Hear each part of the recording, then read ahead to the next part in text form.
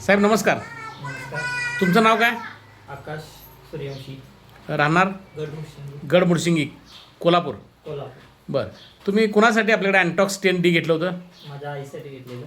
आईचं वय किती आहे? आईचं वय आता 55 आहे. बरं, काय त्यांना त्रास होता? काय शुगर होती, बरं 400 शुगर होती. बरं. ते शुगर मग थोडं म्हणजे अशक्तपणा वाटायचा हं. आणि गोळ्या घेता की इन्सुलिन? इन्शुलिन घेत होतो. बरं, मग आता ही शुगर त्यांची जेवणाच्या आधी किती होती, जेवणानंतर किती होती? जेवणाच्या आधी 400 असायची बरं, आणि जेवल्यावर आणि वाढायची 450 500 अशी वाढायची. वाढायची. हां म्हणजे 400 अगोदर आणि साधारण 500च्या आसपास नंतर. हां. बरं, मग इन्सुलिन किती युनिट घेत होता?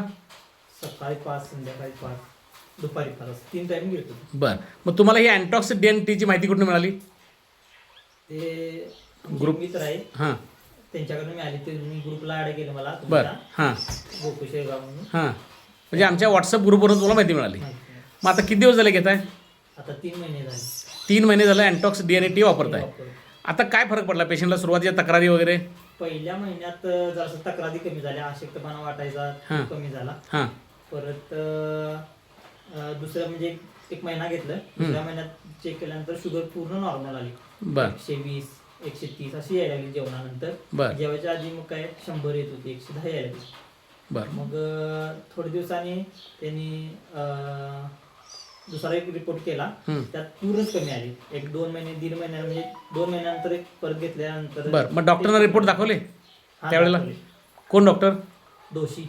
हां हां. किरण दोषी त्यांच्या हां. ते निखिल कोल्हापूर. दोषी म्हणून आहेत कोल्हापुरात. बरं बरं, मग आता मला सांगा 3 महिन्यानंतर काय परिस्थिती आहे? आता शुगर पूर्ण कमी आली. किती आहे फास्टिंग? आता 65-70 यायला लागली. 70 हां. फास्टिंग. आणि PP? PP 80. PP 80. हां. अभिनंदन, अतिशय चांगला रिझल्ट मिळालेला आहे. बरं, आता इन्सुलिन किती घेत आहे? आता बंदच आहे बऱ्यापैकी. इन्सुलिन बंद केलं? डॉक्टरांनी सांगितलेलं की बाबा 3 युनिट घ्या सकाळी फक्त. बरं, ते पण आम्ही बंद केले. पूर्वी किती घेत होता? पूर्वी घेत होतो आम्ही 5, सकाळी 5, दुपारी 5, संध्याकाळी 5 घेत होतो. म्हणजे 15 युनिट पूर्वी घेत होता. आता ते टोटली टोटली बंद झाले. आणि पेशंटची तब्येत एकदम नॉर्मल आहे. मग तुम्ही काय सांगाल बाकीच्या लोकांना अँटॉक्स 10D बद्दल? सगळ्यांनी घेतलं पाहिजे औषध.